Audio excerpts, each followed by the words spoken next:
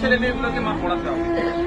রোজা রাখবেন, আমি আপনাদের বলে যাচ্ছি, পয়সা নাই, রোজা রাখবেন। কি বলছি মা, বুঝতে পেরেছেন? অর্থের অভাবে পড়াতে পারছি না, রোজা রাখবেন, খাবেন না সারাদিন, তাও ছেলে মেয়েগুলোকে পড়ান। আর নাহলে আজকে একটা তামান্না গেছে, দেখবেন পুরো গ্রামটা শেষ করে দেবে।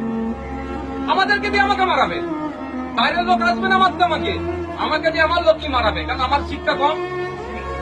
আমার ছেলের হাতে লাঠি তুলে দিলে সহজ হবে।